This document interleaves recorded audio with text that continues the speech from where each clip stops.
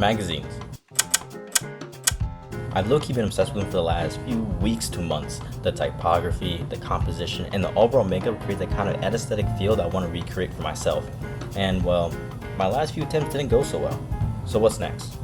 Try again, obviously, which begins this artistic adventure. So one day, I was scrolling my phone when I found a pic I took last year of my Elden Ring character. It was poor quality, so I had no choice but to open up this terrible game for the first time in months. After trying on different fits, I was eventually able to put together the exact makeup I had for my character from this photo and got multiple reference points in the process. Next was the planning, or at least a concept of a plan. When in doubt, I just doom scrolled on Pinterest for inspiration, and then I lost the reference photo.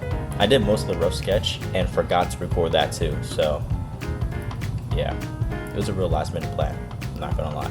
Either way, it took way longer than I wanted to anyway, so we're just gonna skip straight to the real stuff. Painting.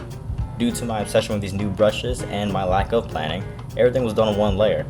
To be fair, these brushes blended and mixed similar to real paint, and I couldn't find a way to mix them on different layers, so bump it.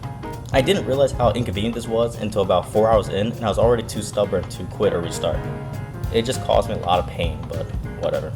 Lesson learned for next time. All I knew was that I wanted to create a magazine featuring a new Elden Lord using my character. Unfortunately, by the time this photo was taken, I had already beat the game twice and I was just goofing around. At the time, I thought it was hilarious to beat the Dragon Lord Placidusax with a cane. It caused me a lot of pain, like 3 hours worth of it. The actual painting process didn't have any real mishaps until it came to the helmet.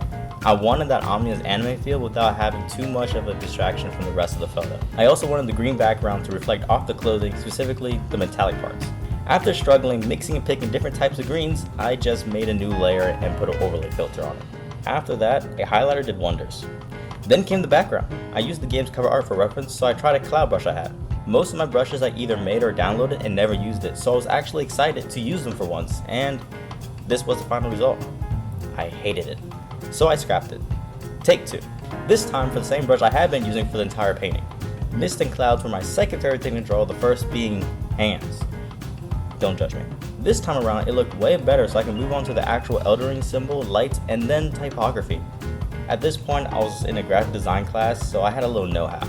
After trial and error, trying new colors for readability and arranging type, I finally made a magazine I was happy about. Then, I didn't record the last few changes because my PC was ready to implode. This was my setup. Don't judge me.